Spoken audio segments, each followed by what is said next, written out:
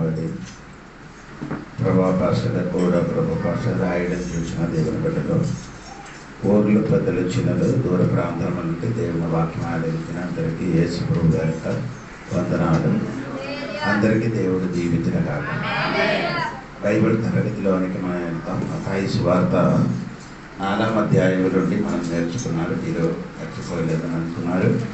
పోయిన వారంలో నేను 4 విషయాలు చెప్పానండి. మీరు జ్ఞాపకం ఉండినట్టుగా అనుకున్నారు. 4వ అధ్యాయం 11వ వాక్యం సాతాని యేసయ్యకి విడిచిపెట్టారని చెప్పారు. ఒకటి. రెండవది యేసు నాసరేతు విడిచిపెట్టారని చెప్పారు. 3 పీతరు ఆంద్రే గారు వాళ్ళ పడవ విడిచిపెట్టారని నేను చెప్పారు. 4 యాకోబు యోహన గారి తండ్రి పడవ విడిచిపెట్టినట్టుగా నేను చెప్పాను. 4 మాట చెప్పారు. స్తోత్రము. ఇంకా మనం నేర్చుకున్న విషయం ఏమనకంటే దాన్ని 22 నుండి కిందకి చదవండి. 22 నుండి. వెంటనే వారు తమ దోణెను తమ తండ్రిని విడిచిపెట్టి ఆయనను వెంబడించిరి.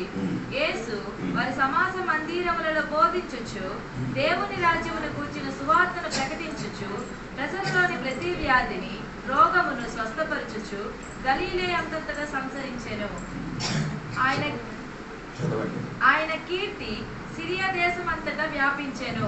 నానా విధములైన రోగముల చేతను వేదనల చేతను పీడింపబడిన వ్యాధిగ్రస్తులందరినీ, దెయ్యము పట్టిన వారిని, చాంద్ర రోగములను, పక్షవాయువు గల వారిని వారు ఆయన యొద్దకు తీసుకొని రాగా ఆయన వారిని స్వస్థపరిచెను. ఇక్కడ మనం చదివినది దాని 22వ వాక్యములు యేసు సమాజములకు వెళ్ళి బోధించారు.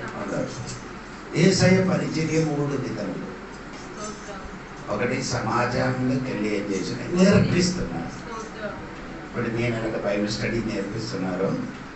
అదేవిధంగా యేసు ఏం చేశాడు? బోధిస్తున్నారని వాక్యం. రెండవది యేసు ఎలాగ చేశారంటే 4వ అధ్యాయం 17వ వాక్యంలో ప్రసంగించారు. అవును కదా, ప్రకటించారు. అదే దేవుడు ఏం చేశాడు? ప్రకటించినట్టుగా రాయబడింది. 3వది యేసు చేసిన పరిచర్య రోగులకి ఏం చేశాడు? స్వస్థపరిచాడు. ఈ 3 విధములున్న పరిచర్య యేసు చేశాడు. ఒకటి ఆయన బోధించాడు. ఏంటి అక్కడ సమాజం అని చెప్పాడు. అంటే యూదులకి చర్చ్ ఒకటే ఉంది, అది యెరూషలేములో ఉంది. కానీ దూర ప్రాంతంలో ఉన్న వాడికి కూడి రావడానికి వాళ్ళు ఏం చేసినప్పుడు సమాజం అని గ్రీక్ భాష ఏంటంటే సినగోస్ అని చెప్తారు. సినగోస్ అంటే అలాంటి సినగోస్లో యేసు వచ్చి వారికి వాక్యం ఏం చేశారు? బోధించారు. అది తర్వాత చెప్పి యేసు సినగోస్లో వచ్చి యెషయా గ్రంథం 61వ అధ్యాయము చదివించి వినిపించి పుస్తకము తిరిగి పరిచయం చేసిన వాడి చేతికి అప్పగించినట్టుగా సువార్త. అది అక్కడికి నేను వస్తాను, దాని ముందు పెడుతున్నానండి. అప్పుడు మనం పరిచయం కూడా ఎలాగ ఉండాలి? ఒకటి ఏం చేయాలి? బోధించాలి, నేర్పించాలి.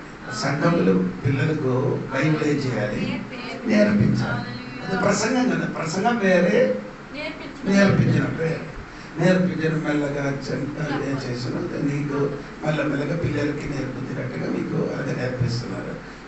అదండి ఒకటి. అదే బైబిల్ టీచింగ్ అని చెప్పచ్చు. దానికి పాస్టర్లకి ఒక పేరు అంటే వాడికి కాపరి, ఇంకొక పేరు అంటే టీచర్, ఉపదేశం. అని ఇంగ్లీష్లో టీచర్.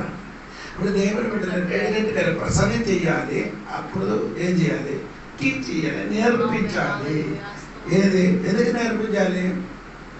ఎందుకు నేర్పించాలంటే వేరే ఒక శత్రువు ఈ సంఘ లోపలికి దూరకుండా దైవదాసుడు ఏం చేయాలి? నేర్పించాలి. ఎందుకనగా వేరే శత్రువులకు దూరం.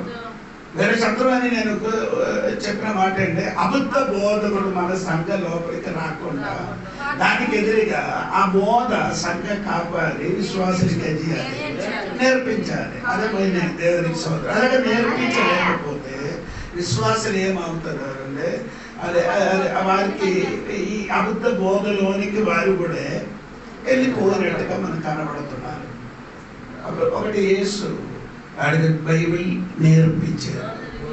రెండవది ఏం చేశారంటే ప్రకటించారు. ప్రసంగించారు. దేవునికి స్తోత్రం. మనం కూడా ఏం చేయాలి? ప్రసంగం చేయాలి. దేవునికి స్తోత్రం. అది ఆ ప్రసంగం ఎలాగా ఉందంటే అది దేవుని వశంలో నుండి ప్రార్థన వలన దేవునిలో నుండి పొందుకొని మనం ఏం చేయాలి? తన ప్రజలకి చేయాలి. టీచింగ్ అలాగే కాదు, బోధించిన అలాగే కాదు. అది మనకు పుస్తకాలు చదివి వేరే మనము అనుభవపరిచయము ఈ బైబిల్ చదవడం వలన మనకు పొందుకున్న కొన్ని విషయం మనం ఏం చేస్తున్నారు. ఇది బైబిల్ అన్నీ ఉండదు. ఇది ఈ అన్య బోధ అన్ని బోధ అబద్ధ బోధ ఉన్నది బైబిల్ లేదు. అదన్నీ మనం నేర్చుకొని ఏం చేయాలి? ప్రకటించాలి. రెండవది ఏంటంటే ప్రసంగం అది కాదండి. ప్రసంగము దేవునికి స్తోత్రము. దేవుడు వశం నుండి దొరికిన ఆ మెసేజ్, దేవుడి వశం నుంచి దేవుడు ఇచ్చిన వాక్యం వారందరికీ ఏం చేయాలి? ప్రకటించాలి. దేవునికి స్తోత్రం. మూడవదే స్వస్థపరచాలి. దేవునికి స్తోత్రం. స్వస్థపరచడానికి ప్రత్యేక వరం ఉంది. అది దేవదాసునికి దేవుని బిడ్డలకి అందరికీ వరం దొరుకుతుంది. మనకు కూడా యేసు రోగులకు స్వస్థపరిచినట్టుగా మనం కూడా చేయాలి. ఆయన అర్థం అంటే యేసు సంచరించిన ఒక హాస్పిటల్, యేసు సంచరించిన హాస్పిటల్. దేవునికి స్తోత్రం. ఇప్పుడు మనమే ఎక్కడికి వెళ్ళాలంటే పార్వదేవరములకి వెళ్ళాలి. యేసు అలాగే కాదు, మన దగ్గరికి వచ్చిన హాస్పిటల్. దేవునికి స్తోత్రం. అలాగంటే దేవుడు మమ్మల్ని ఏం చెప్పినారు? స్వస్థపరిచినట్టుగా దేవుడు వాక్యం మూడు విధములున్న పరిచర్య. ఇది ఆ పరిచర్య గురించి చూసినప్పుడు మనం 22వ వాక్యంలో ఉంటుందండి. మత్తయి 4:22. వెంటనే వారు తమ దోనెను తమ తండ్రిని విడిచిపెట్టి ఆయనను వెంబడించిరి. యేసు వారి సమాజ మందిరములలో బోధించుచు దేవుని రాజ్యమును గూర్చిన సువార్త ప్రకటించారు. అది మనం ఆ పదము మీరు చూడాలి. దేవునికి స్తోత్రం. యేసు ఏం చేశారు? సువార్త ప్రకటించారు. దేవుడు సువార్త ప్రకటించినట్టుగా బైబిల్ రాయబడి ఉంది. అది మొట్టమొదటిగా ఎవరి దగ్గర సువార్త ప్రకటించారని మీకు తెలియాలి. గలాతీ పత్రిక 3వ అధ్యాయం దగ్గరంటే 3వ అధ్యాయము 8 వరకు చూడండి. దేవుడు విశ్వాసం మూలముగా అన్యజనులను నీతిమంతులుగా తీర్చునని లేఖనము ముందుగా చూచి నీ అందు అన్యజనులందరినీ ఆశీర్వదింపబడుదురు అని అబ్రహామునకు సువార్తను ముందుగా ప్రకటించాడు. అబ్రహాముతో దేవుడు ముందుగా సువార్త ప్రకటించారు. అప్పుడు అబ్రహామునికి ముందుగా దేవుడు ఏం చేశారు? ఏ సువార్త? అన్యజనులు నీతిమంతులుగా తీర్చనని ఆ లేఖనమున దేవుడు ముందుగా అబ్రహామునికి ఏం చేశారు? మొదటి అబ్రహాము దేవునికి దేవుడు ఏం దేవునికి దేవుడు అబ్రహాముతో ఏం చేశారు? సువార్త. ఇది మోస ఇశ్రాయేల్ ప్రజలకి సువార్త ప్రకటించినట్టుగా మనం చూడగలుగుతాం. ఎబ్రీ పత్రిక 4వ అధ్యాయం 2వ వాక్యం చూడండి. ఎబ్రీ పత్రిక 4వ అధ్యాయము 2వ వాక్యం. వారికి ప్రకటింపబడినట్లు మనకును సువార్త ప్రకటింపబడెను. కానీ వారు వినిన వారికి సువార్త ఏం చేశారు? ఏది సువార్త? ఎబ్రీ పత్రిక 4వ అధ్యాయంలో సువార్త 9వ వచనం చూడండి. 9వ వచనం కూడా కాబట్టి దేవుని ప్రజలకు విశ్రాంతి నిలిచి ఉన్నది. ఇదే ప్రకటించారు. దేవుని ప్రజలకి ఏముందండి? విశ్రాంతి. అంటే మోసం వారికి సువార్త ప్రకటించిన ఏమనంటే కానాను దేశం వారికి ఒక విశ్రాంతి. మనకు ఒక విశ్రాంతి ఉంది. అది ఇంకా రావు దినములు మనకు దొరకడానికి ఉంది. దేవునికి స్తోత్రం. రెండవది ఒకటి నేను చెప్పారు, అబ్రహాముకి దేవుడు సువార్త ప్రకటించారు. 2 మోస ఇశ్రాయేల్ ప్రజలతోని సువార్త ప్రకటించారు. స్తోత్రం. 3వది చూడండి. యోహాను సువార్త, మత్తయి సువార్త 4వ అధ్యాయం 17వ వాక్యం చూడండి. అప్పటి నుండి యేసు పరలోక రాజ్యము సమీపించి ఉన్నది గనుక మారు మనసు పొందుడని చెప్పుచు ప్రకటింప మొదలు పెట్టెను. 23వ వాక్యం. యేసు వారి సమాజ మందిరములలో బోధించుచు దేవుని రాజ్యమును గూర్చిన సువార్తను ప్రకటించుచు. చూడండి, యేసు యోహన్న గారు కూడా ఈ సువార్త ప్రకటించారు. బాగా వినాలి మీరు. యేసు యోహన్న గారు కూడా ఏం చేశారు? ఈ సువార్త ప్రకటించారు. మర్చిపోకూడదండి. అబ్రహాముతోని దేవుడు సువార్త ప్రకటించారు. మోసే ఇశ్రాయేలు ప్రజలతోని సువార్త ప్రకటించారు. యేసు యోహన్న కూడా సువార్త ప్రకటించారు. దేవుడికి ఇది అపోస్తల కార్యము 20 అధ్యాయం దగ్గరండి. 20 అధ్యాయము దానిలో 24వ వాక్యం చూడండి. 24వ వాక్యం. అయితే దేవుని కృపా సువార్తను గూర్చి సాక్ష్యం ఇచ్చుటయందు నా పరుగును కృపా సువార్త. ఇది ఎవరు చెప్పారు? పౌలు గారు చెప్పినట్టుగా మీరు అందరూ కనబడుతున్నారు. అప్పుడు నేను చెప్పినప్పుడు అప్పుడు చెప్తున్నారు. మరి అబ్రహాముతోని దేవుడి సువార్త చెప్పారు, మోసతోని దేవుడి సువార్త ప్రకటించారు. యేసు యోహన్న కూడా సువార్త. పౌలు గారు కూడా ఏం చేశారు? ఇది రాబో దినములు సువార్త ప్రకటించిన వారి గురించి బైబిల్ రాయడం. ప్రకటన గ్రంథం దగ్గర అండి. ప్రకటన గ్రంథము 14వ అధ్యాయము 6-7 వాక్యాలు. ఈ సువార్త ఎవరు ప్రకటిస్తున్నారు చూడండి. అప్పుడు మరి ఒక దూతను చూచి అతడు భూ నివాసులకు అనగా ప్రతి జనమునకును ప్రతి వంశమునకును ఆయా భాషలు మాట్లాడు వారికి ప్రతి ప్రజకును ప్రకటించినట్లు నిత్య సువార్త తీసుకొని ఆకాశము దేవదూతలు సువార్త ప్రకటించినది నిత్యమైన సువార్త. ఇప్పుడు నేను చెప్పినప్పుడు అబ్రహాముతో దేవుడు సువార్త ప్రకటించారు, మోసే ఇశ్రాయేలుతో ప్రకటించారు, యోహన్న గారు యేసు యూదులతో ప్రకటించారు. ఇప్పుడంటే మహాశ్రమ దినములో దేవదూతలు వారికి సువార్త ప్రకటించినట్టుగా బైబిల్లో కనబడుతున్నారు. బైబిల్లో 4 విధములున్న సువార్త ఉండినట్టుగా రాయడం. అదే మత్తయి సువార్త, మార్కు సువార్త, యోహాను సువార్త, లూకా సువార్త. ఇది కాదు, అది కాక వేరే 4 విధములున్న సువార్త ఉండినట్టుగా రాయబడి ఉంది. అది మీరు చూడండి. చూడండి, అది మత్తయి సువార్త 3వ అధ్యాయము 1 చూడండి. ఆ దినములయందు బాప్తిసం ఇచ్చి యోహాను వచ్చి పరలోక రాజ్యము సమీపించి ఉన్నది, మారు మనసు పొందుడని యూదయ అరణ్యములో ప్రకటించుచుండెను. ప్రభు మార్గము సిద్ధపరచుడు. ఇంకా అది మార్కు సువార్త 1వ అధ్యాయం 14-15 వాక్యం కూడా చూడండి. 1:14-15. యోహాను చెరపట్టబడిన తరువాత యేసు కాలము సంపూర్ణమై ఉన్నది, దేవుని రాజ్యము సమీపించి ఉన్నది, మారు మనసు పొంది సువార్త నమ్ముడని చెప్పుచు. ఇదేది సువార్త అంటే దేవుని రాజ్యం. అర్థమైందా? ఇది దేవుని రాజ్యమైన సువార్త. ఇది రాజ్యం ఏమైంది? సమీపించగలని యేసు యోహన్న గారు కూడా ప్రకటించిన సువార్త. ఇది ప్రకటించిన తర్వాత యేసు 70 మందికి సువార్త ప్రకటించడానికి పంపించారు. యేసు 70 మందికి ఏం చేశారు?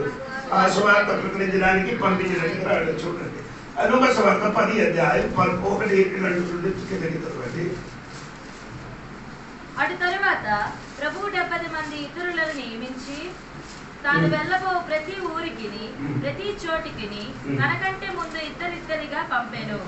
పంపినప్పుడు ఆయన వారితో ఇట్లనెను, కోత విస్తారముగా ఉన్నది గాని పనివారు కొద్ది మందియే. ఎంతమందికి పంపించారు? 70 మందికి పంపించారు.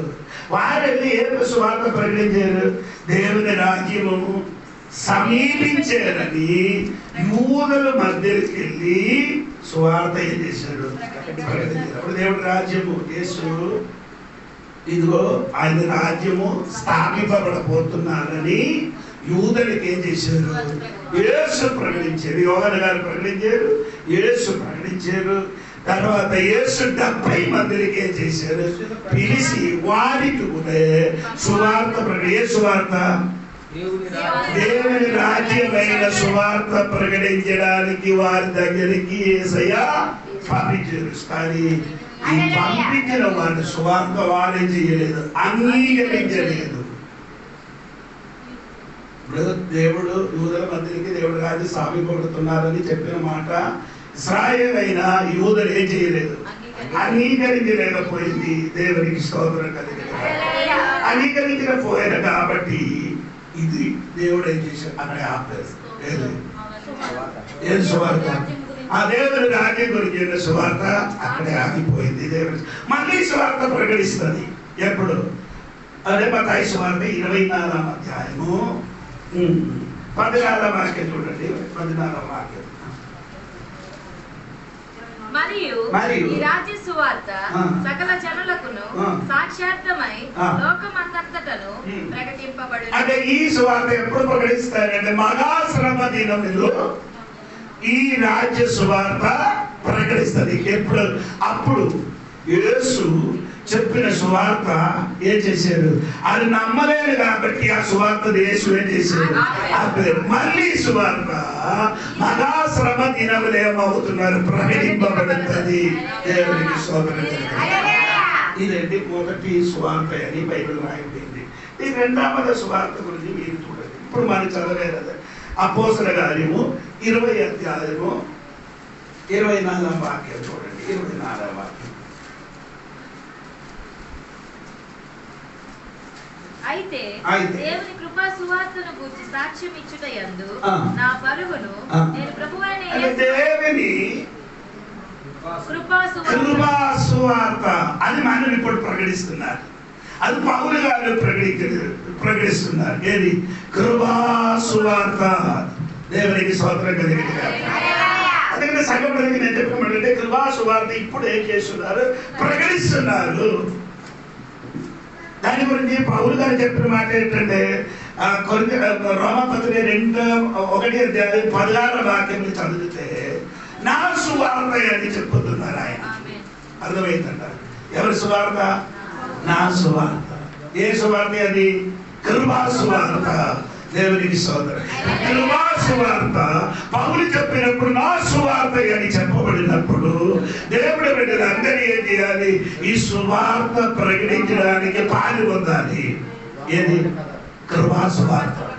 దేవునికి స్తోత్రం. అప్పుడు యేసు ప్రభు చెప్పిన సువార్తకి యేసు 70 మందికి పంపించారు. అది ఏమంటే దేవుని రాజ్యమైన సువార్త ప్రకటించడానికి దేవుడు 70 మందికి పంపించారు. ఇప్పుడు కృపా సువార్త ప్రకటించడానికి 70 మంది కాదు, అందరూ ఏం చేయాలి? నా తోడుగా ఉన్నారు. మనం అందరూ ఏం చేయాలి? కృపా సువార్త ప్రకటించాలి. అందుకు పౌలు చెప్పినాడు నా సువార్త. దేవునికి స్తోత్రం. అర్థమైందా? దేవుని సంగతులారా, ఈ రాత్రి దేవుడు బిడ్డలు రక్షింపబడి మానవునికి బాప్తిసం పొందిన ప్రతి బిడ్డలు యేసుని గురించి కృపా గురించి యేసు సుకృపా సువార్త అందరికీ మనం ఏం చేయాలి? ప్రకటించాలి. ఈ దినములు మౌనంగా ఉండకూడదు. నీకు తెలిసిన మాత్రం ఎన్ని 2-3 ముక్క తెలిసే అది చాలు. యేసుని గురించి చెప్పండి. యేసు మాత్రం రక్షకుడు, యేసు మాత్రం స్వస్థపరిచిన దేవుడు, అంత చెప్తే చాలు. దేవునికి స్తోత్రం. ఆ సువార్త వేరెవరు కాదు, ఒక వ్యక్తి. అది ఏది? ఆ కృపా సువార్త ఒక వ్యక్తి. ఎక్కడ రాయబడేది? అది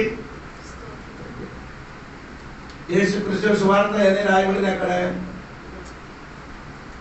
తిమోథెయోసు పత్రికలు ఉంది కదా, 2 తిమోథెయోసు 2:8 కదా.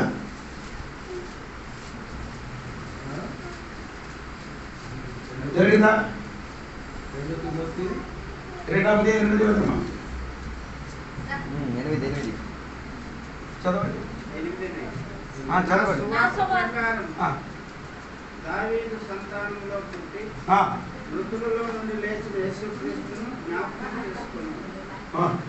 అదే నా సువార్త. అదే నా సువార్త. నా సువార్త ఏది? కృపా సువార్త. అదేంటి? అది ఏంటది? యేసయ్య దావీదు సంతానములో పుట్టి మరణించి అదే సువార్త. మృతులలో నుండి లేచిన యేసుక్రీస్తును జ్ఞాపకం చేసుకున్నాను. అదే సువార్త. అది మనం ఏం చేయాలి? ప్రకటించాలి. దేవునికి స్తోత్రం. అది నేను చెప్పిన మాటే మర్చిపోకూడదండి. సువార్త అని చెప్పిన మతాయి సువార్త నాది సువార్త కాదు, నా సువార్త అని చెప్పినది యేసయ్య గురించి మనం ఏం చేయాలి? ప్రతి బిడ్డను ప్రకటించాలి. దేవునికి స్తోత్రం. ఇది రెండవది. ఇప్పుడు మనం రెండవది. ఇది మూడవదే. సువార్త గురించి రాయబడింది మీరు చూడండి. దేవునికి స్తోత్రం. ఇది కొంచెం సరిగా వినాలి, అప్పుడు మీకు అర్థం అవుతున్నారు. ప్రకటన గ్రంథం 14వ అధ్యాయం 6, 7. ఇది ముందుకు మనకు చదివేరాదు. అప్పుడు 14వ అధ్యాయం 6, 7 నిత్య సువార్త. దేవునికి స్తోత్రం. ఈ నిత్య సువార్త ఎవరు ప్రకటిస్తుంది? దేవదూతలు ప్రకటిస్తున్నారు. దేవునికి స్తోత్రం. నిత్యమైన సువార్త. ఇది కొంచెము జాగ్రత్తగా వినాలి. దేవునికి స్తోత్రం. యెషయా గ్రంథము 61 అధ్యాయము 1, 2 వాక్యం చూడండి. యెషయా గ్రంథము 61 అధ్యాయము 1, 2 వాక్యం చూడండి. ప్రభువు యెహోవా ఆత్మ నా మీదకి వచ్చి ఉన్నది. దీనులకు సువార్తమానము ప్రకటించుటకు యెహోవా నన్ను అభిషేకించెను. నలిగిన హృదయము గల వారిని దృఢపరచుటకును, చెరలోనున్న వారికి విడుదలను, బంధింపబడిన వారికి విముక్తిని ప్రకటించుటకును యెహోవా హితవత్సరమును మన దేవుని ప్రతిదండన దినమును ప్రకటించుటకు దుఃఖాక్రాంతులందరికీ ఓదార్చుటకు సియోనులో దిక్కుంచు వారికి ఉల్లాస వస్త్రములు ధరింపజేయుటకును బూడిదకు ప్రతిగా భూదండను. సరే అండి. ఈ సువార్త చూడండి. యేసుక్రీస్తుకి ఈ సువార్త ప్రకటించడానికి ఏం చేసి అభిషేకించారని రాయబడింది. ఏం చేశారు? యేసుక్రీస్తుకి ఎక్కడ అభిషేకించారండి? యేసుక్రీస్తుకి ఎక్కడ అభిషేకించారు చెప్పండి. యేసుక్రీస్తు వారిని ఎక్కడ అభిషేకించారు? అపోస్తల కార్యము 10 అధ్యాయం 38 వచనం చూడండి. అపోస్తల కార్యము 10 అధ్యాయం 38.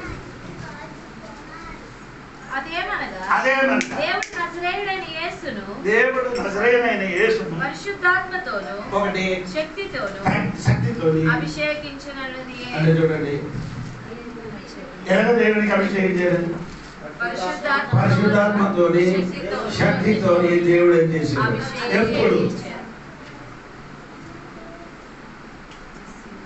ఎప్పుడు అభిషేకించారు?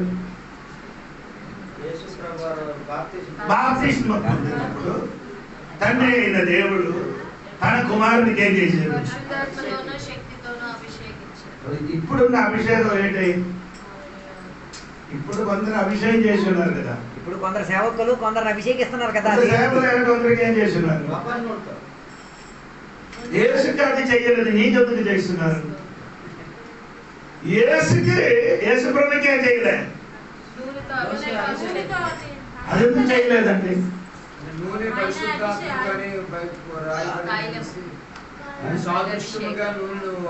అంటే నూనె కాదండి, అది తైల అంటే అభిషేకము. అది నిర్గమకాండములో రాయబడి ఉంది. భూమిలో 4 వస్తువులు తీసుకొని వచ్చి అభిషేకం చేయాలి.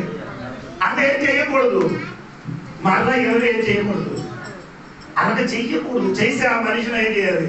చంపాలని వాక్యం ఉంది. అవునా లేదా?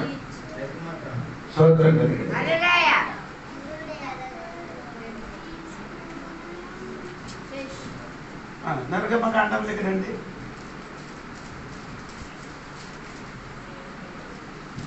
నేను కూడా చూస్తానండి.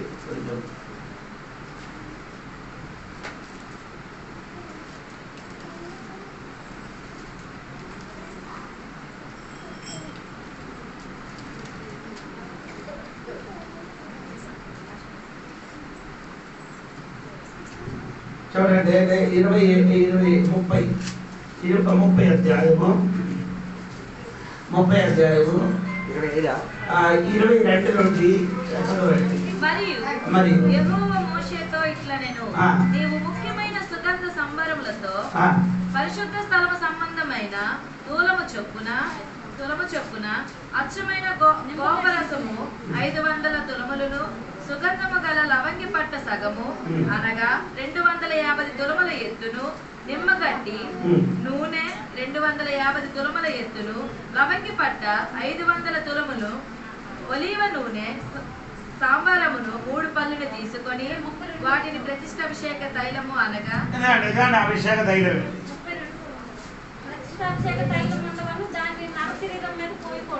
అంటే చూడండి, అది మళ్ళీ చెయ్యకూడదు. బైబిల్ కరెక్ట్ గా చెప్పుతున్నారండి. చెప్పలేదు ఈ మాట విన్నప్పుడు ఏం చేస్తున్నారు? అభిషేకం చేస్తున్నారు. ఎందుకు మీరు చూడండి, లాస్ట్ వాక్యం చూడండి, లాస్ట్ 30 లాస్ట్. దాని వాసన చూచుటకు దాని వంటిది చేయువాడు తన ప్రజలలో నుండి కొట్టివేయబడెను. ప్రజలలో నుండి కొట్టివేయాలంటే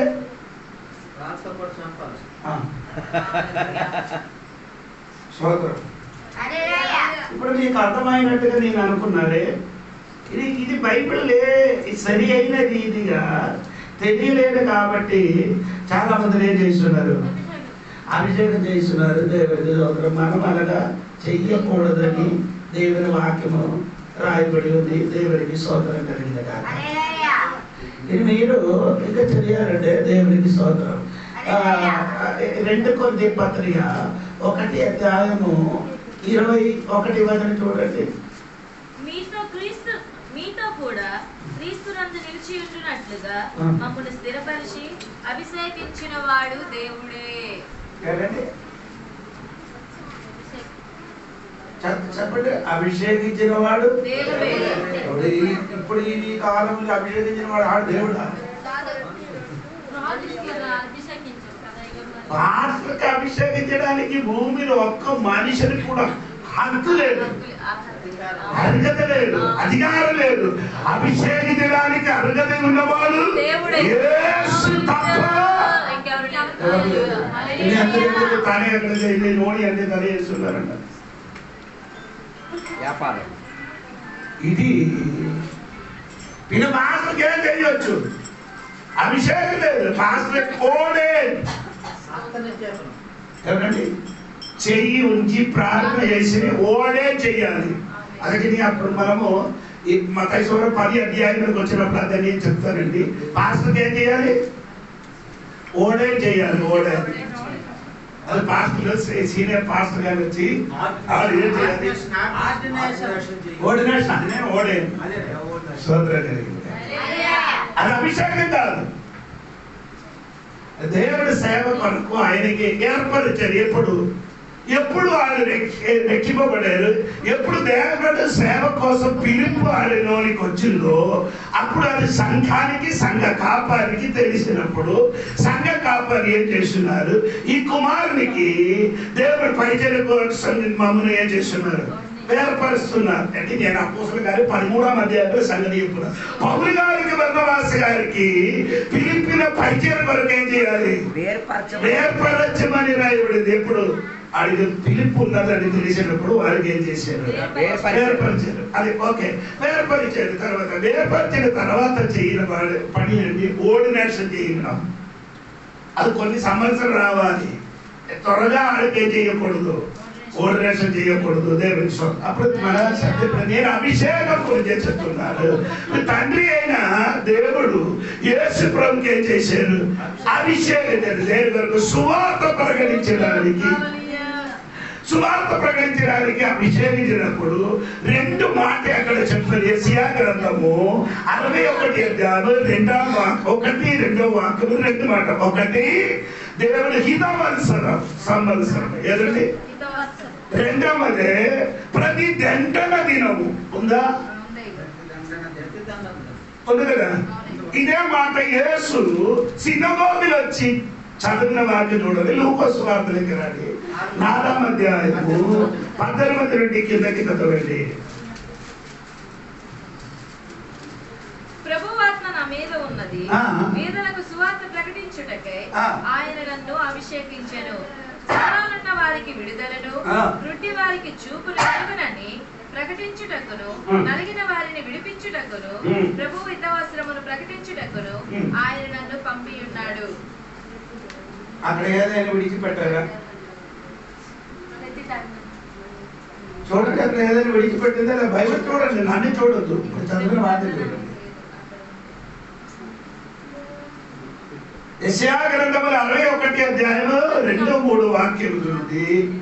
ఆయన అభిషేకించారు 2 కార్యాలు. అభిషేకించారు 2 కార్యాలు. 1 హిత, వత్సరము ప్రకటించడానికి, 2 ప్రతి దండనమును ప్రకటించడానికి దేవుడు నన్ను అభిషేకం చేశాడు. దేవాలయంలోకి వచ్చి యేసు ఇదే వాక్యం చదవలేదు.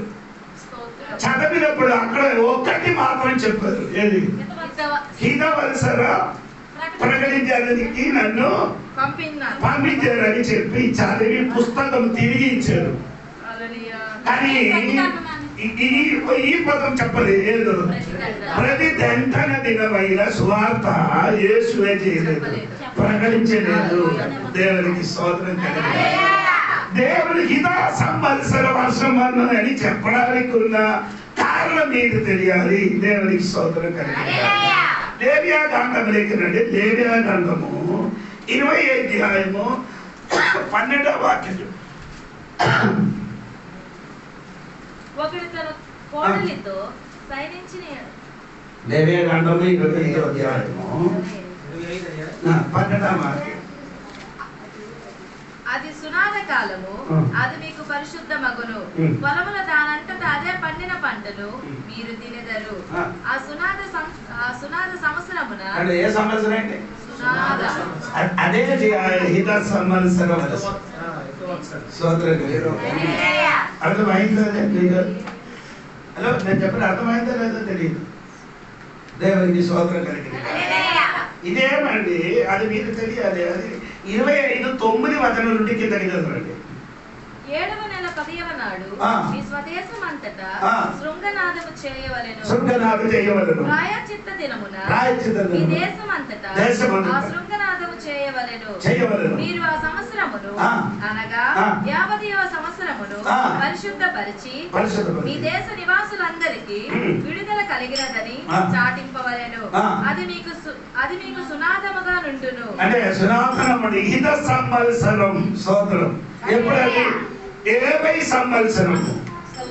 70 సంవత్సరము ఇశ్రాయేల్ ప్రజలకి ఏ వర్షం అండి? హితవత్సరము. ఏంటంటే ఇశ్రాయేల్ ప్రజలు బాగా విన్నారు. ఇశ్రాయేల్ ప్రజలు ఎవరైనా దాసుడిగా అమ్మిస్తారో, పొలం అమ్మిస్తారో, వారు ఏదైనా అమ్మిస్తుందో ఉంటే 70 సంవత్సరం వచ్చినప్పుడు దాన్ని ఏం చేయాలి? విడిచిపెట్టాలి. అది తిరిగి వారి ఎవరు దాసులుగా అమ్మిస్తారో అక్కడి నుంచి వారి సొంత ఇంటికి వెళ్ళిపోవాలి. ఎవరు పొలం నష్టపెట్టారో వారికి ఆ పొలం ఏం చేయాలి? తిరిగి ఇవ్వాలి. దేవునికి స్తోత్రం కలిగింది. ఈ హిత సంవత్సరంలో 3 విషయములు జరుగుతున్నారు. దేవునికి స్తోత్రం కలిగింది. అది ఒకటి విషయం ఏమనకంటే మీరు తెలుసుకోవాలి, వ్యక్తిపరంగా వారికి ఒక స్వాధీనత దొరుకుతుంది. వ్యక్తిపరంగా ఫ్రీడమ్, వ్యక్తిపరంగా ఏమవుతాడు? స్వాతంత్రం దొరుకుతుంది. మొదటికి అప్పుడు ఆ కాలంలో ఏం లేదు, స్వాతంత్రం లేదు. ఎవరంటే ఈ బానిసలు అయిపోయింది కాబట్టి, బానిసలు అయిపోయింది కాబట్టి, ఎందుకంటే వీడికి అమ్మిస్తాడు. అంటే అది మీకు తెలియాలంటే నిర్గమకాండ 20వ అధ్యాయము కిందకి రండి. 21వ అధ్యాయం కిందకి రండి, చదవండి. నిర్గమకాండము 20వ అధ్యాయం 1 నుండి కిందకి చదవండి. 21 అండి, 1 నుండి చదవండి. నీవు వారికి నియమింపవలసిన న్యాయ విధులేవనగా, నీవు హెబ్రీయుడవైన దాసుని కొనిన యెడల వాడు 6 సంవత్సరాలు దాసుడయ్యుండు. అంటే ఇక్కడ 6 సంవత్సరాల తర్వాత వారికి 7వ సంవత్సరం విడుదల ఉంది. అదే విధంగా ఇశ్రాయేలు ఒకడు దాసులుగా అమ్మిసిన యెడల 70 సంవత్సరములకు వారికి వ్యక్తిపరంగా ఒక విడుదల ఉంది, స్వాతంత్రం ఉంది. దేవునికి సంవత్సరం ప్రకటించినప్పుడు మనకు కూడా వ్యక్తిపరంగా ఏం దొరికిందండి? స్వతంత్రం దొరికింది. దేవునికి స్వతంత్రం కలిగింది. ఎవరి చేతులుంది? స్వతోని చేతులుండి మనకు వ్యక్తిపరంగా దేవుడు మనకు విడుదల కలిగింది. అందుకని గలాతీ పత్రిక 5వ అధ్యాయము 1వ వచనం చదివినప్పుడు పౌలు ఆ మాట చెప్పుతున్నారు, మీరు వినండి. క్రీస్తు మనల్ని స్వతంత్రులుగా చేసి ఉన్నాడు. కాబట్టి స్థిరముగా నిలిచి మరలా దాస్యమైన కాడి ఎక్కడికి వెళ్ళకూడదు, దాస్యమైన కాడి కిందకి వెళ్ళకూడదని గలాతీయ సంఘ బిడ్డలకి పౌలు గారు ప్రకటిస్తున్నారు. దేవుడి సంఘమా, యేసు ప్రభు హిత సంవత్సర వర్షము ప్రకటించినప్పుడు మనకేం కలిగిందండి? విడుదల కలిగింది. ఇశ్రాయేలుకి విడుదల కలిగిందో అదే విధంగా ఆ సువార్త వలన మనకేం కలిగింది? స్వతంత్రత కలిగింది. స్వతంత్రం. అదే సంబంధించి ఒక వాక్యుడు యోహాను సువార్త 8 అధ్యాయములకు రండి. 8 అధ్యాయములో 8 అధ్యాయము దానిలో 38 వాక్యం చూడండి. 38 వాక్యం. నేను నా తండ్రి యొద్ద చూచిన సంగతులే బోధించుచున్నాను, ఆ ప్రకారమే మీరు మీ తండ్రి యొద్ద విన్న వాటినే జరిగించుచున్నారని వారితో చెప్పాను. 8:38 యోహాను సువార్త 8:30 ఒకసారి ఉంటాయి. నేను నా తండ్రి యొక్క చూచిన సంగతులే బోధించుచున్నాను, ఆ ప్రకారమే మీరు మీ తండ్రి యొక్క వినిన వాటిని జరిగించుచున్నారని వారితో చెప్పాను. స్వతంత్రులుగా చేసిన కుమారుడు మిమ్మల్ని స్వతంత్రులుగా చేసిన ఎడల మీరు నిజముగా స్వతంత్రులుగా చేసిన ఎడల మీరు ఏమవుతున్నారు? నిజముగా స్వతంత్రులు అవుతున్నారు. అది వ్యక్తిపరంగా ఒక విడుదల ఉంది. ఏంటి? హితవత్సర సంవత్సరం ప్రకటించిన. రెండవదే వారికి ఉన్న అప్పు నుండి వారికి ఏమవుతున్నారు? విడుదల ఉంది. దేవునికి స్తోత్రం కలిగింది. ఎవరైనా అప్పు చేశారనుకో, అది తీర్చడానికి వారి చేతులు డబ్బు లేదని అనుకో, వారు ఎప్పుడు వారికి ఎదురు చూసుకున్నారు? 50 సంవత్సరం ఎప్పుడు వస్తుందో అప్పుడు మనకేం కలుగుతుంది? విడుదల కలుగుతున్నారు. ఆ సంవత్సరం ఇదే సంవత్సరం వర్షం వచ్చినప్పుడు మనకి విడుదల కలుగుతున్నారని వారు నమ్ముకున్నట్లుగా మనకు కూడా అప్పు నుండి ఒక విడుదల కలుగుతుంది. స్తోత్రం కలిగింది. లూకా సువార్త 7వ అధ్యాయము 42వ వచనం చూడండి. ఆ అప్పు తీర్చుటకు వారి యొద్ద ఏమీ లేకపోయేను గనుక అతడు వారిద్దరిని క్షమించెను. కాబట్టి వీరిలో ఎవడు అతని ఈ అప్పులు తీర్చడానికి వారి చేతులు ఏమీ లేదు కాబట్టి అక్కడ క్షమించారు కాదు, ఆ అప్పు ఏం చేశారు? ఇబ్బంది అని చెప్పారు. దేవునికి స్తోత్రం కలిగింది. అది తీర్చారు, అప్పు తీర్చారు. మనకున్న అప్పు ఏదంటే పాపమైన ఆ కటపత్రిక మన మీద కొండింది. పాపమైన అప్పు మన మీద కొండినప్పుడు ఆ హితవత్సర సంవత్సరం వచ్చినప్పుడు యేసు ప్రకటించారు కాబట్టి మనలో ఉన్న పాపమైన అప్పు దేవుడే చేశారు, తీర్చారు. ఎలాగా తీర్చారు? మన పాపమని యేసు మోసారు. స్తోత్రం చెప్పాలి. దేవునికి స్తోత్రం. అందుకని ఇప్పుడు మనకి పాప భారమైన అప్పు లేదు. ఇది ముందుకు రక్షణ పొందిన మనకు మనకు ఏ భారం ఉంది? పాప భారమైన అప్పుతో ఎక్కడెక్కడికి వెళ్ళారు, ఎక్కడెక్కడ విడుదల, ఏ గుడికి వెళ్ళారు, ఎన్నెన్ని చేశారు. అప్పుడు వరకు అక్కడికి అదన్నీ చేసిన కానీ పాపమైన అప్పు నుండి మనకేమావుతుంది? విడుదల కలగలేదు. మన యేసు ఆ హితవ సంవత్సర వర్షం ప్రకటించినప్పుడు అభిషేకితుల స్వార్థ ప్రకటించిన వదన మనకు అప్పు అన్యాయమైంది. యేసును నమ్మిన వెంటనే మన పాపం మనలో నుండి దేవుడికి ఏం చేశారు? క్షమించారు. ఇదంటే రెండవది హిత సంవత్సర వర్షం. మూడవది వారు లేదరికి భూమి నష్టం అయిపోతే ఆ భూమి ఏం చేయాలి? తిరిగి ఇవ్వాలి. లేదంటే 25వ అధ్యాయం చదువుతూ మీకు అర్థమవుతున్నారు అన్నమాట. భూమి నష్టం అయిపోతే భూమి ఏం చేయాలి? తిరిగి ఇవ్వాలి. ఎప్పుడు? హిత సంవత్సర వర్షం ప్రకటించినప్పుడు నష్టం కలిగిన భూమి వారికి ఏం చేయాలి? మనకు భూమి ఇప్పుడు వరకు దొరకలేదు. మన భూమి, ఈ భూమి ఎవరికి అప్పించింది? ఈ భూమి ఎవరికి ఇచ్చారు? ఈ భూమి అంటే భూమి ఎవరికి ఇచ్చింది? మనకి 115 కీర్తనము 16వ వాక్యం చూడండి. 115 కీర్తనము 16వ వాక్యం చూడండి. 16వ వాక్యము.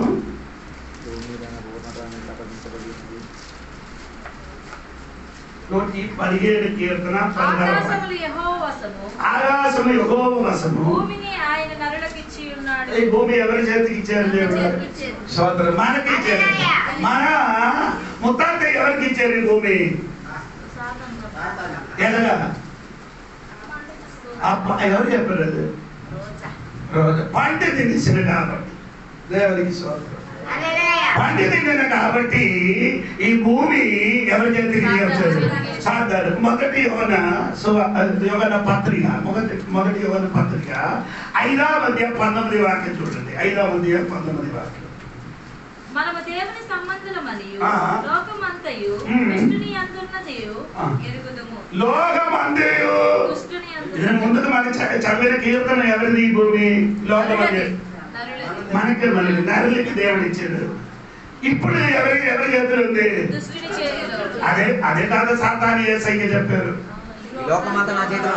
ఈ లోకమని నన్ను ఏం చేయాలి? యేసు ఏం చెప్పారు?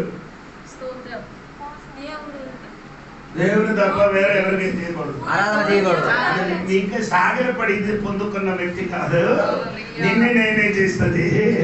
నిన్ను బెందించి అనాథములు 1000 సంవత్సరము బెందించిన తర్వాత ఇది నీ చేతులది అనేసి పొందుకున్నారు. సోదరులు చెప్పండి.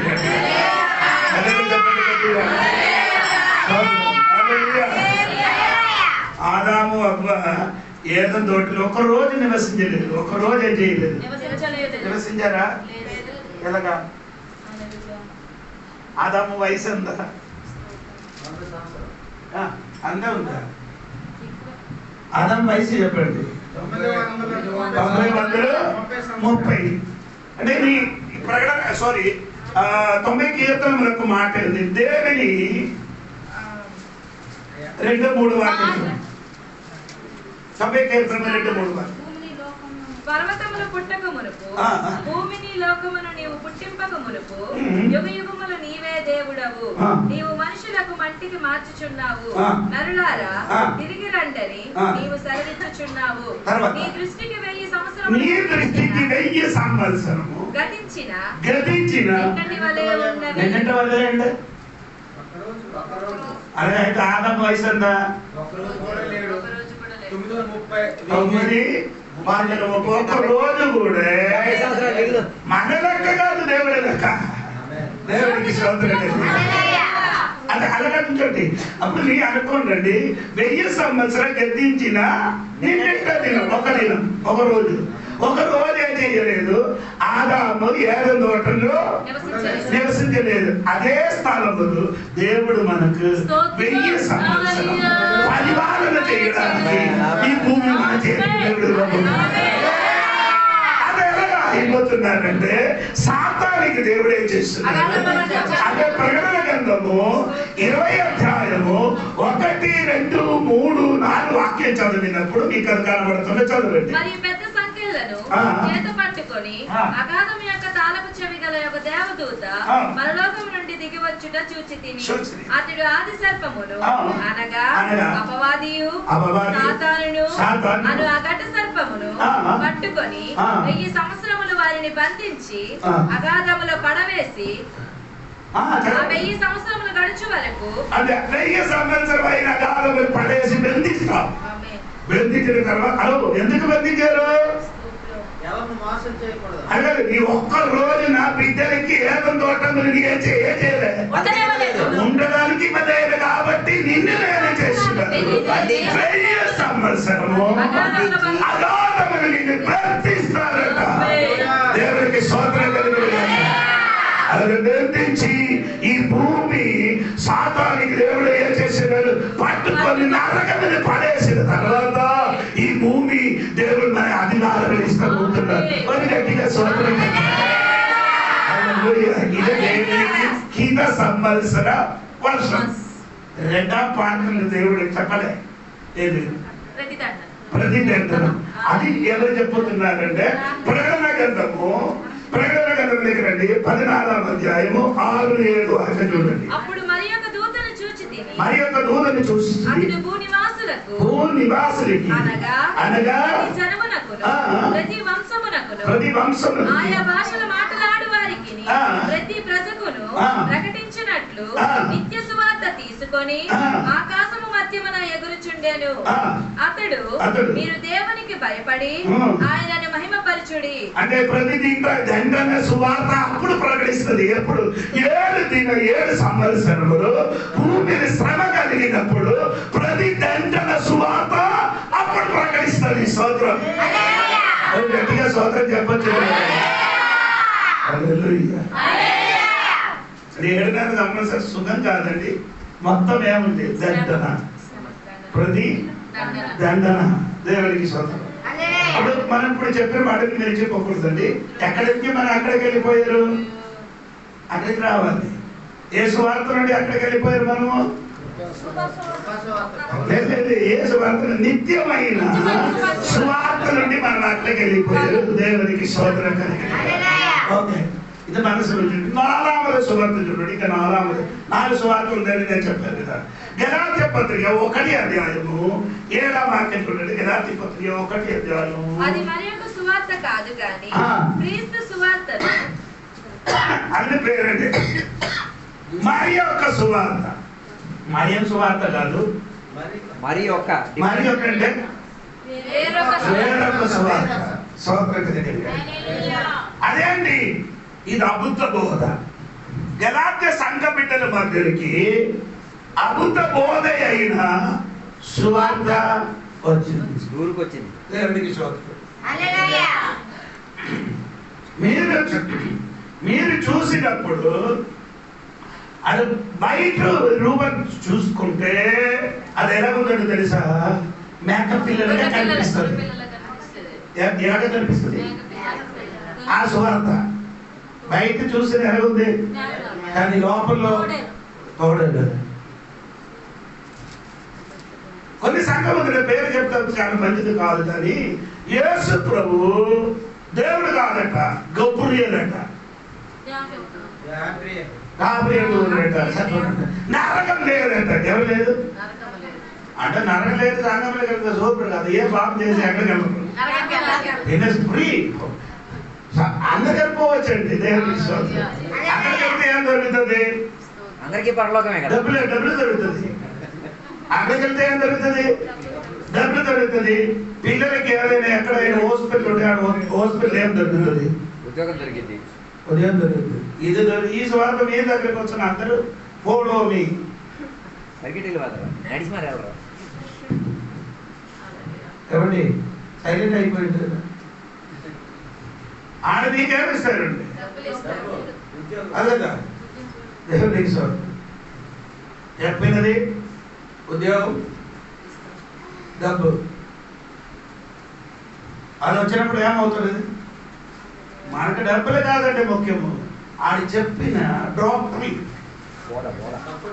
ఏదంటే ఆడు చెప్పిన ఆ సిద్ధాంతం ఏదని తెలియాలి. అది తెలియకుండా మనం ఆడి చోటు ఏం చేయకూడదు, చెయ్యి ఇవ్వకూడదు. దేవుని స్తోత్రం. గలాత్య సంఘములు ఏం చేశారంటే ఈ అబద్ధ బోధ వచ్చినప్పుడు అన్ని వెనకల ముందుకు చూడకుండా వాళ్ళని నమ్మారు. ఈ కాలంలో విశ్వాసాలు కూడా ఏమవుతున్నారు? అవును కదా, మార్పులు లేకుండా ఇంటి పెట్టుకున్నారు. బోధన జిల్లాగా స్టార్ట్ అయినప్పుడు వెంటనే ఓట్ వేసి అయ్యగారికి పిలుపెట్టి, అయ్యగారు రండి ఇక్కడ ఒక మంచి బోధకుడు వచ్చారని చెప్పండి. అలా మంచి అది చేయరు మీరు.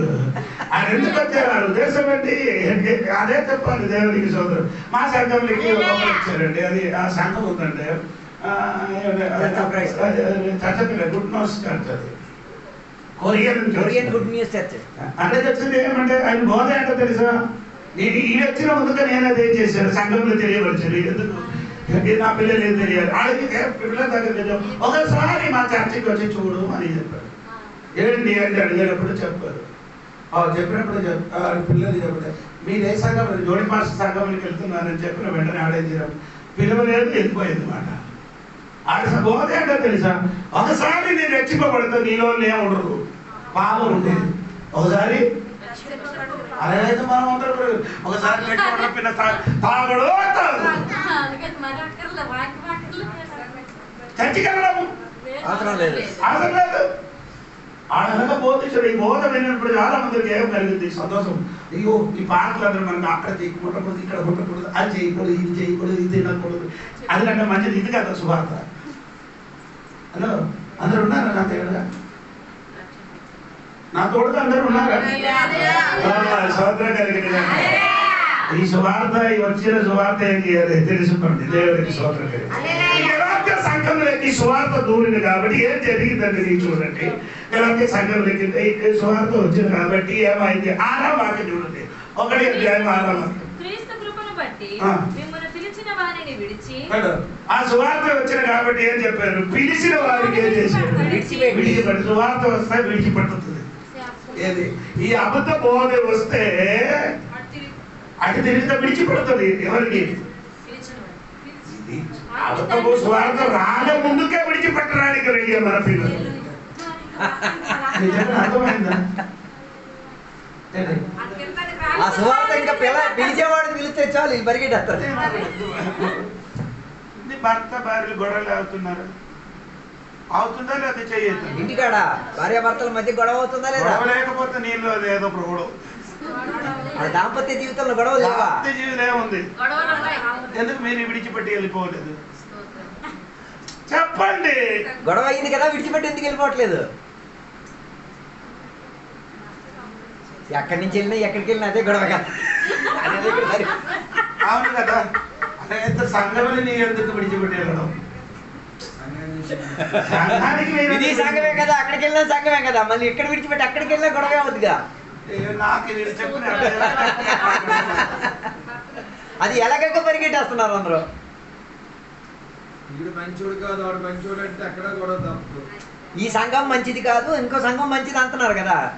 ఇక్కడ గొడవ అవుతుంది, అక్కడ గొడవ అవుతుంది కదా. మరి ఇక్కడ బయటికి రాకూడదు. అందుకని నేను ఆపారు. నీకు అర్థం అవ్వలేదు. సంఘం విడిచిపెట్టడం కాదండి. కుటుంబం ఎలాగ ఉందో సంఘం అలా. కుటుంబం అండి సంఘం. నీకు తెలుసా? ఎఫెసీ పత్రిక సంఘానికి 7 పేర్లు ఉంది. ఎఫెసీ పత్రిక అది ఒకటి కుటుంబం. చూడండి 3:14 వాక్యం కదా. ఎఫెసీ పత్రిక 3వ అధ్యాయం. ఈ హేతువు చేత భూమి మీద ఉన్న ప్రతి కుటుంబం పరలోకమందు భూమి మీద ఉన్న ప్రతి కుటుంబం. సంఘం అయ్యండి కుటుంబం. అందరూ చెప్పండి సంఘం. అందరూ చెప్పండి.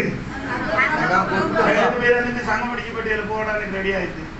నాకు తెలియదు కదా ఇక్కడ ఏం జరిగింది. మీ అయ్యగారు ఏదో చెప్పారండి, నాకు తెలియదండి. అయ్యగారు నాకేం అందరూ ఇప్పుడు కూడా సంఘానికులే. ఇప్పుడు కూడా సంఘానికి కొందరు ఎందుకు రాలే? నీకు సంఘం గురించి తెలియదు, కుటుంబం గురించి తెలియదు. కుటుంబం గురించి తెలిసిన వాడు ఎప్పుడు కుటుంబం విడిచిపెట్టి వెళ్ళిపోయిన వాడు ఎటువంటి వాడు? కుటుంబం గురించి తెలియదు. సంఘం గురించి నీకు తెలిసి ఉంటే సంఘం ఎన్నడూ కూడా అది సంఘం లేదు. వేరొక సువార్త వచ్చినప్పుడు ఏం చేస్తున్నారు? విడిచిపెట్టుతున్నారు. దేవుడి సోదరుడు అక్కడెక్కడ వెళ్ళి వల వేసి 2 చేపలు పట్టుకొని వేరే పాస్ గారు ఒక వల వేసుకొని అన్న పట్టు తీసుకొని వెళ్ళిపోవడం. ఇంకా ఈ కాలంలో జరుగుతున్నారండి. అవును. కావాలంటే ఒక 10-20 వేలు అప్పిస్తాను, తర్వాత ఇస్తే చాలు. ఇది పప్పు అయిపోతాడు. నేను చెప్పిన సంఘంలోకి వచ్చాను కాబట్టి ఆయన విడిచి ఎవరు విడిచారు? అది విడిచిపట్టి వెళ్ళిపోయింది. అవును కదా. దేవుడు 7వ వాక్యం చూడండి. 7వ వాక్యం 1 దగ్గర కాదు గాని క్రీస్తు సువార్తను చెరుపగోరి మిమ్మల్ని కలవరపరచువారు కొందరు ఉన్నారు. ఆ సువార్త ఎలా ఉంది? చెరిపి కలవరపడుతున్నారు. కలవరపరుచుతున్న సువార్త అంటే నా బైబిల్ అడగండి, ఎందుకంటే కూడా మంచిగా రాయబడింది. ఆ సువార్త వస్తే ఏదైనా మనం విని నిద్రకి పడిపోతున్నారు కదా, మైకం వచ్చేది. మైకం. అదే నా బైబిల్. ఆ సువార్త వచ్చినప్పుడు ఇది వినడానికి వారికి ఏమవుతుంది? మైకం. ఇది వింటే వారికి మైకం వస్తుంది మాట. హలో, నా తోడుగా లేదు మీకు అందరికీ ఆ విషయం దేవుడికి సోదరుడు అది విడిచిపెట్టే 2 మైకం వచ్చింది. 3 ఏమైందన్నమ్మా చూడండి. 3 మొదటి చూడండి. 3 మొదటి ఓ అవివేకులైన గలాతీయులారా, మిమ్మల్ని ఎవడు భ్రమ పెట్టెను? అది మూడవది ఏం చేశారు? భ్రమ ఏంటో నీకు తెలుసు. పాట పాడండి. సాధారణ చేశారు భ్రమ పెట్టి, సాధారణ భ్రమ చూపించి, ఎర చూపించి నిన్ను వాణిజ్యం చేస్తున్నారు. ఏంటంటే పాట సాధారణ నేను ఎర వాణిజ్యం చేస్తున్నారు. భ్రమ ఏంటండి? ఎరేంటో తెలుసా? చేప పట్టుకున్న వాడికి అది అర్థం అవుతున్నారు. చేపకి తెలియదు ఇది తింటే కడుపు నింపుతున్నారు, కానీ కడుపు నింపుడు చిక్కిపోతున్నారంటే ఈ సాధనాలు చెప్పి నేను ఏం చేశాను? వాణిజ్యం చేస్తారు. అంటే నీ సంఘ బిడ్డలు వేరే స్వార్థ వచ్చినప్పుడు వారు ఇప్పుడు ఎలా అయిపోయింది? బ్రహ్మ స్తోత్రం కలిగింది. 4:9 చూడండి. 4:9 చూడండి. ఇప్పుడు మీరు దేవుని ఎరిగిన వారును మరి విశేషముగా దేవుని చేత ఎరగబడిన వారినై ఉన్నారు గనుక బలహీనమైనవి నిష్ప్రయోజనమైనవినైనా మూల పాఠముల తట్టు మరలా తిరగనేరు. మళ్ళీ ఎల్కేజీకి వచ్చాడు. అది అది చెప్పేది 10వ క్లాస్ చదివినప్పుడు ఎక్కడికి వచ్చి కూర్చున్నాడు. 10th క్లాస్ చదివి సర్టిఫికేట్ కూడా వచ్చేసింది. మళ్ళీ 1వ క్లాస్ వచ్చి కూర్చున్నాడు. ఈ సువార్త వచ్చినప్పుడు మొదటి క్లాసులకి వచ్చినట్టుగా సనాతన ధర్మానికి వచ్చినట్టు, అదే సనాతన ధర్మంలోకి వచ్చినట్టుగా వేరే సువార్త వచ్చినప్పుడు ఏదైనా విస్తరిస్తే అది గలాతీ పత్రిక బాగా స్టడీ చేసినప్పుడు అయితే సూపర్ ఉంటుంది. ఐదవ అధ్యాయం 1వ వచనం చూడండి. 5వ అధ్యాయం 1వ స్వాతంత్ర్యం అనుగ్రహించి క్రీస్తు మనలను స్వతంత్రులుగా చేసి ఉన్నాడు. కాబట్టి మీరు స్థిరముగా నిలిచి మరలా దాస్యమను కాడి క్రింద దాస్యమైన కాడి కిందకే చేయకూడదు. అది వేరే సువార్త వచ్చే దాస్యమైన కాడి కింద. దాస్యమైన కాడి కింద అంటే యూదులకున్న ఆచార లోపలికి దిగిపోయేది సంఘం. వేరే సువార్త వచ్చినప్పుడు అవును కదా. కొన్ని సువార్తలు వచ్చినప్పుడు ఇప్పుడు ఈ సంఘంలో ఎలాగా జరుగుతున్నారో అలాగే జరగకూడదని చెప్పి మిమ్మల్ని ఏం చేస్తున్నారు? ఆ దాస్యమైన దాడి కిందకి మళ్ళీ నీర్పిస్తున్నారు. దేవుడికి స్తోత్రం కలిగి. అప్పుడు మీరు అంటున్నా అయ్యారు వచ్చినప్పుడు మెచ్యూరిటీ మనుషులు చేయాలి. అది నీ మనసులో ఇప్పుడు వచ్చింది. మెచ్యూరిటీ మనుషులు చేయకూడదు, చాపు వాళ్ళు తినకూడదు. అయ్యారు కూడా మమ్మల్ని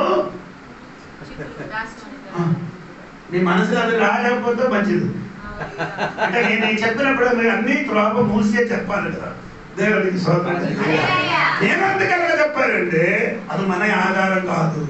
ఏది మెచ్యూరిటీ ఫంక్షన్ చాపు భోజనం మీరు చెప్పండి. ఏది లేదా ఇంకెందుకో 3వ తారీఖు వస్తుంది కదా.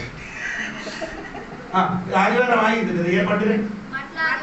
మట్ల ఆదివారం. శుక్రవారం వస్తున్నారు. ప్రతి సంవత్సరం యేసు లేదు, గాడిద లేదు, మట్లు అన్నీ ఉన్నాయి. మట్ల ఉంది. ఎందుకండి యేసు లేదు, గాడిద. 3వ శుక్రవారం. ఏది శుక్రవారం? ఫ్రైడే.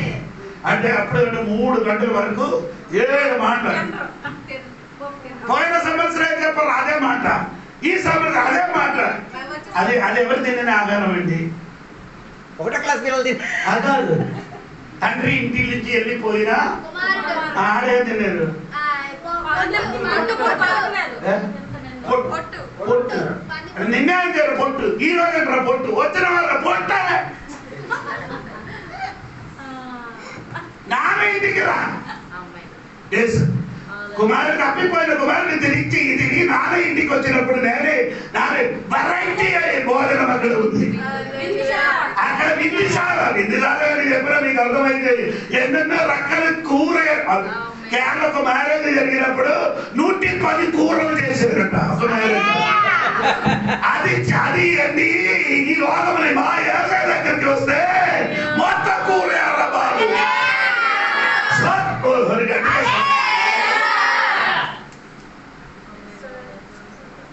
దేవుడికి నేను ఇద్దరికి చెప్తున్నా. మనకు అర్థం కాదు ముఖ్యం. మనకు ముఖ్యం యేసు. మనకు ముఖ్యమేనండి. తిండిన కానీ ఏసైకి మహిమ రావాలి, నడిచిన కానీ ఎవరికి మహిమ రావాలి. యేసు లేకపోతే మన జీవితం. యేసు ఉంటే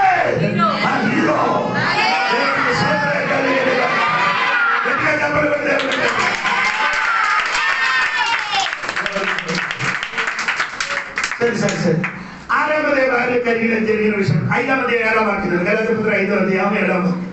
మీరు బాగుగా పరిగెత్తుచుంటిరి, సత్యమునకు విధేయులు కాకుండా మిమ్మల్ని ఎవడు అడ్డగించెను? ఇప్పుడు ఏం చేయాలి? సత్యమునకి విధేయులు కలగకుండా మిమ్మల్ని ఏం చేశాడు అంటే నేను అదే ఎలాగే వ్యాఖ్యానించాను. ఒకసారి చెప్పండి. సత్యం నీ సత్యం ఎదిగింది. ఓకే, సత్యం ఎదిగింది కాబట్టి ఈ ఆచారాలు మొత్తం నేను ఏం చేశారు? ఇరికించేసి ఉంచింది. అప్పుడు మీకు అర్థమవుతుంది. మీరు బాగుగా పరిగెత్తుచుంటిరి, పరిగెత్తించుంటుంది. సత్యమునకు విధేయులు కాకుండా సత్యమునికి విధేయత కదా. మిమ్మల్ని ఎవడు అడ్డగించును? ఏదో నిన్ను అడ్డగించుతున్నారు, అందుకని నీ సత్యంలోనికి దిగి రాలేదు. హల్లెలూయా. ఎలగలేదు. ఎందుకు సత్యంలోనికి నీరు దిగలే? ఏదో అడ్డుపంచం ఏదో ఉంది. అంటే ఆ అడ్డుపంచం వేరే యొక్క సువార్త వచ్చింది కాబట్టి సత్యానికి వారే చేయరు. ఎందుకు సత్యమైనకి నీ బోడ చేయలేదు? ఏదో ఒక అడ్డు, ఏదో ఒక అది రాత్రి ఏం చేయండి. బైబిల్ సాధన కోసం చేసిన అప్పు మనకూడదు. అప్పు ఏం చేయకూడదు, కొనకూడదు. ఇవ్వాలి. సాధన పుస్తకం అమ్మకూడదట. అప్పు సగబడినారా? సత్యమునికి మనం ఏం చేయాలి? మనం భారతీయ సత్యమే అది అది అది విడిచిపెట్టి వాక్యం మొత్తం చెప్తాయి. నిత్యమే జయితే సత్యం పట్టుకోండి. మనకేం కావాలి? సత్యములు. ఈ గలాత్య సంఘ బిడ్డల జీవితంలో వేరే సువార్త వచ్చిన కాబట్టి వారేం చేస్తున్నారు? సత్యములకి విధేయత కలిగలేదు. చివరి మాట చెప్పింది మాట కూరుస్తున్నారు. దేవునికి స్తోత్రం కలిగిన కాక. చూడండి 5వ అధ్యాయం 7వ వాక్యం చూడండి. 5వ అధ్యాయం 7వ వాక్యం. మీరు బాగుగా పరిగెత్తుచుంటిరి, 12వ వాక్యం. సారీ, మిమ్మల్ని కలవరపెట్టువారు తమ్మును తాము ఛేదించుకొనుటమే. చూడండి, ఈ వేరే సువార్త వచ్చిన కాబట్టి వారు ఏమవుతున్నారు? ఒకసారి మిమ్మల్ని కలవరపెట్టువారు. కలవరపడుతుంది. కలవరపడుతుంది అంటే ఇటు వెళ్ళాలా అటు వెళ్ళాలా తెలియలేని పరిస్థితి. అలాగే ఉంది. ఇప్పుడు కొందరు అక్కడికి వెళ్ళాలి, ఆడి పిలిచిన అడిగిన అక్కడికి వెళ్ళి ఈ పిలిచిన ఇక్కడికి వెళ్ళి తెలియకుండా అలాగా ఉండకూడదు. ఏ సువార్త? వేరే సువార్త. హలో, నేను 4 సువార్త గురించి చెప్తాను. వేరే సువార్త వచ్చినప్పుడు కొంచెం జాగ్రత్తగా ఉండండి. దేవునికి స్తోత్రం కలిగింది. ఇప్పుడు నేను చెప్పిన యేసు వచ్చాడు. యేసు సువార్త ఎక్కడ ప్రకటించాడు? సమాజంలో ప్రకటించాడు. ఏ సువార్త ప్రకటించారండి? దేవునికి స్తోత్రం. దేవుని సమయం ఆయన కలిగితే దేవునికి స్తోత్రం చెప్పండి. మనం చదివిన వాక్యంలో మత్తయి సువార్త దగ్గరండి. ఆ చాప్టర్ ఈ రోజు క్లోజ్ చేయాలి. మత్తయి సువార్త 21 కిందకి చదవండి.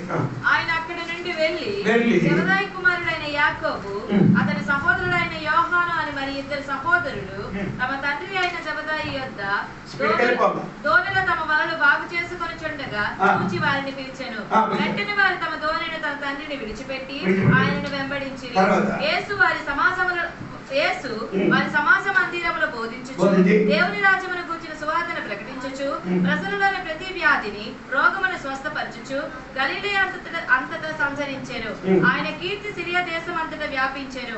నానా విధములైన రోగముల చేతను వేదనల చేతను విడిపింపబడిన ప్రతి వ్యాధిగ్రస్తులందరినీ, దయ్యములు పట్టిన వారిని, చాతుర రోగులను, పక్షవాయువు గల వారిని వారు ఆయన వద్దకు తీసుకొని రాగా ఆయన వారిని స్వస్థపరిచెను. గలిలయ, దెకపోలి, యెరూషలేము, యూదయముల ప్రదేశముల నుండి యోర్దాను నది అవతల నుండి బహు జన సమూహములు ఆయనను వెంబడించారు.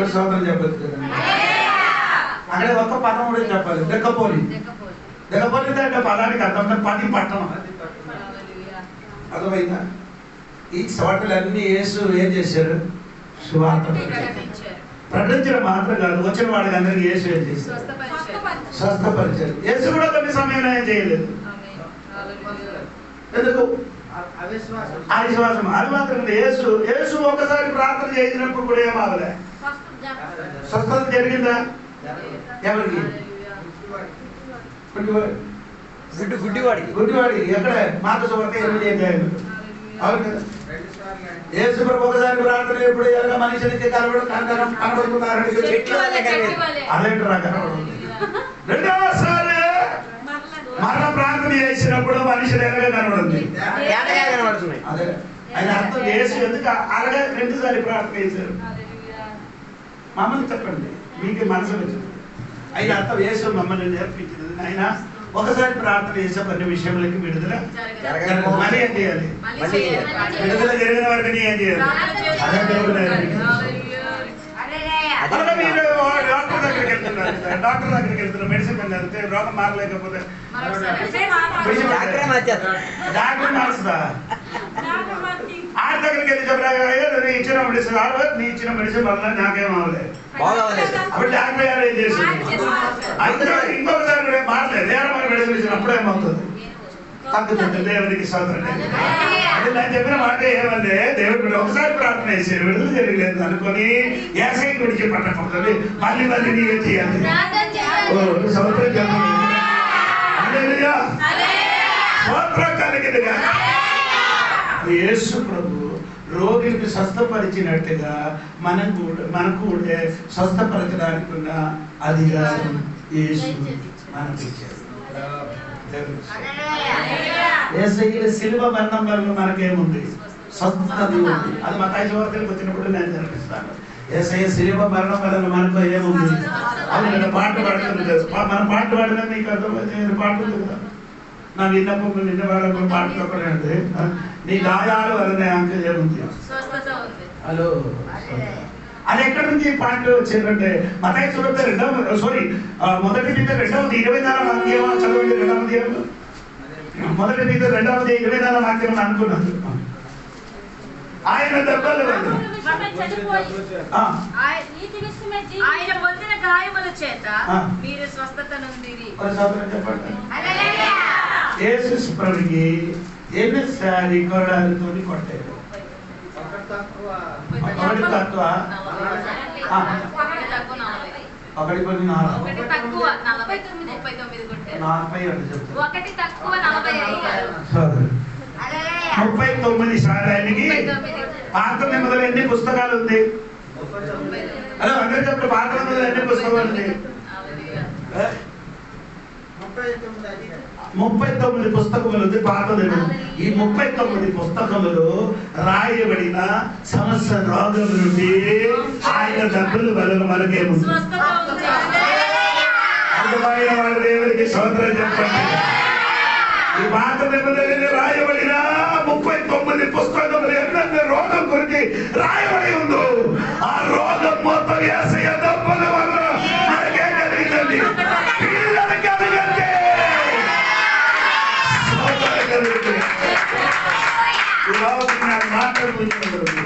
కొన్ని రోగం ప్రార్థన చేసిన కానీ విడుదల జరగలేకపోయినా రోగం మారుతుంది. రోగం మారలేకపోతే మనం చచ్చిపోతే మనం ఎక్కడికి వెళ్ళిపోతున్నామ్మా? అక్కడికి వెళ్ళినప్పుడు మనకేముంటుంది? ఎందుకు? యేసు వలన నీ శరీరం మారిపోయింది. అదైతే అమ్మ నీ స్వర్గం లేనప్పుడు ఎలా ఉంటాం? నేను దేవుడు వల్ల అంటే నీకు వయసు అందా? యేసయ్య వాళ్ళ మారుతున్నారు. యేసయ్య ఎన్ని వయసు చచ్చిపోయారు? 30. నువ్వు అక్కడ యేసయ్య వల్ల మారితే నీకు వయసు అందా? అక్కడ అమ్మకి తల్లి 33 వయసు అంటే ఆయన అర్థం ఏంటి? అప్పుడు ఎవరు కూడా ముసలివారు లేదు, అందరూ వాక్యములు ఉందండి. నా వాక్యములు రాయబడినారు. మీరు నన్ను కొన్ని తెలిసి చూసిన కాబట్టి నాకు భయం వస్తుంది.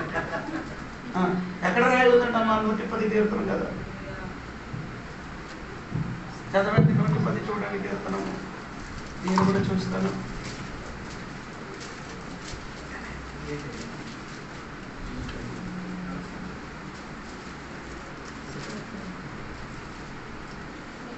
అమ్మా 110 కీర్తనములో ఎక్కడ ఉందంటమ్మా? 3వ వాక్యం చూడండి. 3వ వాక్యం చదవండి. 3వ వాక్యం యుద్ధ సన్నాహ దినమున ఆ. ఈ ప్రజలు ఆ. ఇష్టపూర్వకముగా వచ్చెదరు. ఆ. నీ యవనస్తులలో ఆ. శ్రేష్ఠుడు ఆ. పరిశుద్ధ అలంకృతులై మంచు వలె అరుణోదయ గర్భములో నుండి నీ యొద్దకు వచ్చెదరు. ఎలా వస్తారండి? యవ్వనస్తులు శ్రేష్ఠుడు. ఎక్కడి నుంచి వస్తుంది?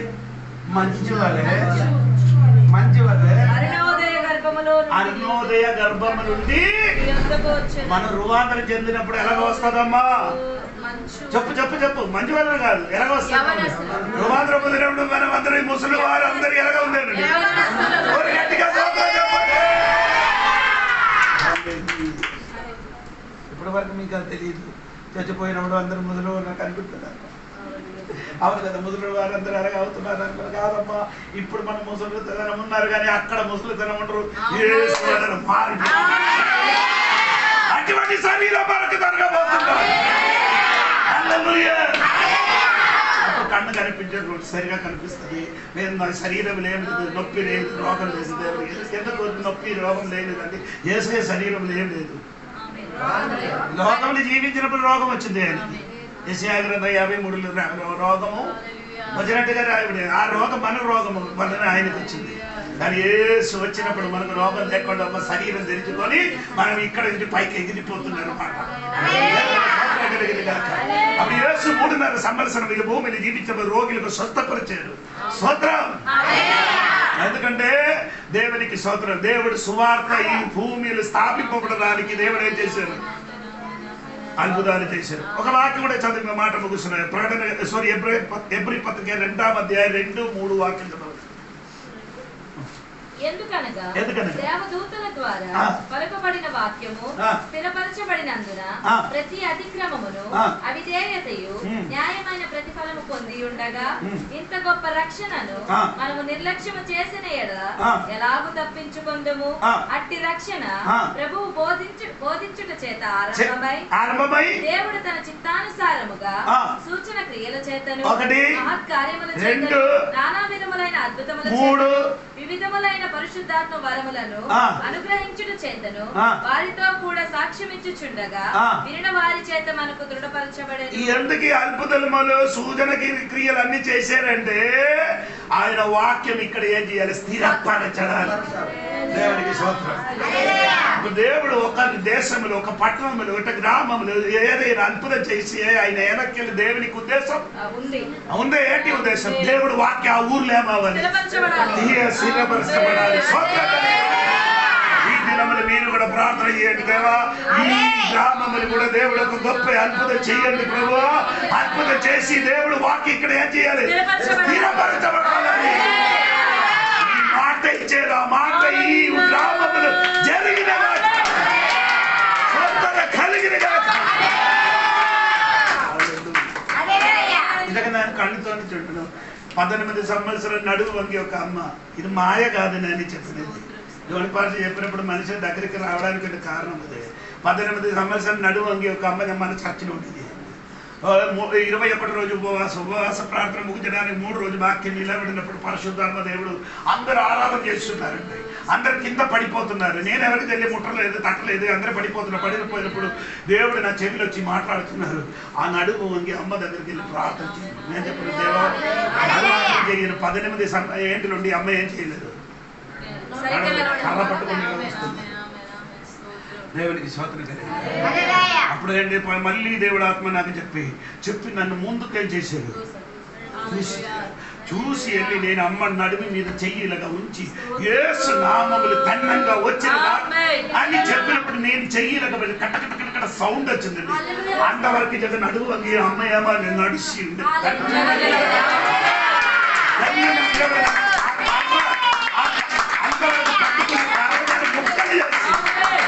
ఆ ఊళ్ళో అందరూ చూసుకున్నప్పుడు అమ్మ నడిచి వెళ్ళిపోయింది. చూసి నేను చెప్పిన అది నా వల్ల కదా, నీ వల్ల జరుగుతుంది. మనం నమ్ముతాయి, అందరి వల్ల ఏమవుతుంది? అద్భుతం జరుగుతుంది. నమ్మండి. దేవునికి స్తోత్రం కలిగిన ప్రైజులో అనుకుంటే నేను చెప్పిన మాట ఏమందంటే, దేవునికి పెట్టలేరా ఎందుకు మా సంఘం నా చుట్టుపక్క 8 సంఘం పైన ఉందండి. 8 ఈ సంఘం పైన మధ్యనే నా సంఘం ఉంది. ఎలా ఉంది? నేను మాత్రం కేరళ అతనే, బాకీ అందరు ఒడియా తెలుగు వాడు అంటారు. ఆడందరూ ఏం చెప్తున్నారంటే తెలుసా, నేను ఒకరోజు కేరళకి వెళ్ళిపోయినప్పుడు ఒకడు అమ్మ చనిపోయినప్పుడు వారందరూ వచ్చి ఏం చెప్పారు తెలుసా, ఇప్పుడు ఎలాగుంది, ఇప్పుడు ఎలాగుంది, ఇప్పుడు ఎలాగుందంటే అర్థమైందా, కేరళ పార్టీ దగ్గరికి వెళ్తే ఇలాగ వస్తుందట. ఇప్పుడు సమాధి చేయడానికి ఏ ఫోన్ చేసిన ఒక గుంపులకు మనిషిని వచ్చారు సమాధి ఇవ్వడానికి. దేవుడికి స్తోత్రం. హల్లెలూయా. నేను అన్న మాట మీకు అర్థమైందా? ఎందుకు మా దగ్గరికి మాత్రం విశ్వాసులు వెతికి వచ్చినారండి అని అర్థం అంటే ఒక అభిషేకం ఉన్న కాబట్టి, అభిషేకం ఉన్న కాబట్టి, విడుదల జరిగిన కాబట్టి ప్రజలు మన దగ్గరికి వస్తున్నారు. నేను ఎవరి దగ్గరికి వెళ్ళి పిలవలేదు, ఎవరి దగ్గరికి వెళ్ళి నేను ఇప్పుడు కూడా ఏం చేయలేదు. నా సంఘములకి రమ్మని చెప్పలేదు. వచ్చిన వాడికి మీరే సంఘములకి వెళ్తే అక్కడికి వెళ్ళిపోమని చెప్పుతున్నారు తప్ప ఎవరికి నేనేం చేయలేదు. పిలవలేక ఉండే సంఘంలోనికి విశ్వాసాలు వచ్చున్నారు. అది అర్థమేమంటే దేవునికి స్తోత్రం కలిగిన హల్లెలూయా. దేవుడు ఈ ఊర్లు కూడా అలాగే అద్భుతం చేయిస్తున్నారని నమ్ముతున్నారండి. మీ వల్ల అలాగే అద్భుతం జరుగుతుంది. అది 2026లో అది జరగబోతుంది. ప్రార్థన చేయండి.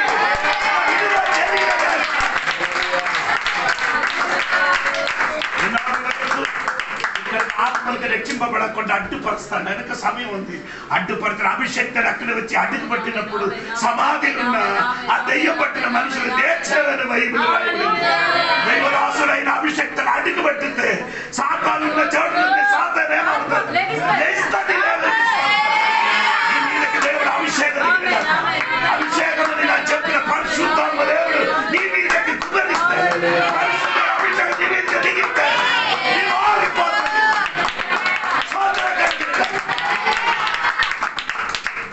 సౌలు మీదకి ఆత్మ దిగి వచ్చినప్పుడు అప్పుడు వరకు సౌలు ప్రవచించిన వాడు వెనక్కి నడిచేది. నేను ఇప్పుడు చెప్పినది మొదటి సమయంలో 9 అధ్యాయం చదవద్దు, ఇంటికి వెళ్తుంది. 9 అధ్యాయంలో సౌలు అప్పుడు వరకు ఎవరు వెనకలు తిరిగారు? ప్రవక్తలు ప్రవచించినప్పుడు వారు వెనక తిరిగారు. అభిషేకం ఎప్పుడు తల మీదకి వచ్చిందో ఇప్పుడు వెనకలు సౌలు ఎక్కడికి వచ్చింది? ముందుకు వచ్చి వారిలో వేరే ఒక హృదయం దొరికింది. అభిషేకం వచ్చినప్పుడు సౌలు వేరే ఒక హృదయం వచ్చింది.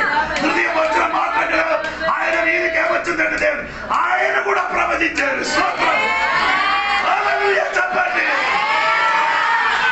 సాతాను ఒతికించారు, నిన్ను సాతాను బంధించారు. అది ఇరుపడానుకున్నా, అది ఇరగొట్టడానుకున్న అభిషేకం నీ మీద ఉంది. అనుకో, ఆ బంధం విరిపిన అనుకో, నీ అభిషేకం బయటకు వస్తుంది. చెప్పండి. ఎదురుగారు నడిచి వెళ్ళినప్పుడు నీడ తగిలినప్పుడు మనిషి ఏమైంది? ఇతను నడిచి వచ్చినప్పుడు రోగిలకి అంటే నీకు ఏంటి చదివినప్పుడు నాకు ఇక్కడ డాన్స్ చేయడానికి ఇష్టం ఉంది. మనుష్యుడు మాత్రం కాదు, మన నీడకి కూడా అంత పవర్ మన ఎంత అభిషక్తులు నేను చూడండి. మన నీడ తగినప్పుడు నీడ మాత్రం కాదు, పౌరు వారు వాక్య ప్రజలు వేసిన ఉరుమాలు వేసినప్పుడు ఏమైంది? హలో, ఏసైన బట్టలు ముట్టినప్పుడే ఏమవుతుంది? పీతలు గారు పౌరు గారు ఏం చేశారు? బట్టలు వేరు మనుషుల మీద వేసినప్పుడే జరిగింది. ఏంటి అద్భుతం జరుగుతున్నారు? ఈ నీడల అద్భుతం ఉంది. మీ బట్టలు కూడా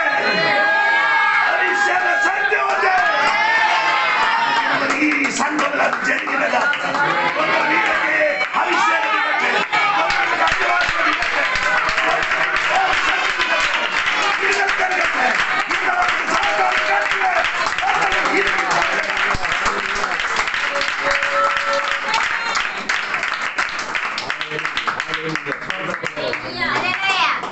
మన సాధారణ ఓడినర్ మ్యాన్ పరిశుద్ధాత్మ దిగిన అనుకో, మన సూపర్ మ్యాన్. ఇప్పుడు మన వ్యక్తి లేదండి మనం అనుకున్నారు. దేవుడి శక్తి మనలోకి దిగితే మనమే ఎవరైతారు? Man of the god. Man of the god అంటే దైవజనుడు. దేవుడి స్తోత్రం. దేవునికి పక్షంగా నిలబడిన మనము దేవునికి స్తోత్రం. అందుకని ఈ దినములు సంగబడలేదు, ధైర్యంగా ఉండండి. ప్రార్థనకి మనకి జవాబు దొరకలేదని నిరాశపడకూడదండి. ప్రార్థన చేయండి. దొరికిన వారికి స్తోత్రం కలిగింది కాక. మేము విడుదలిచ్చిన స్తోత్రం చెప్పండి. ఎందుకు దొరికిలేదు స్తోత్రం చెప్పండి.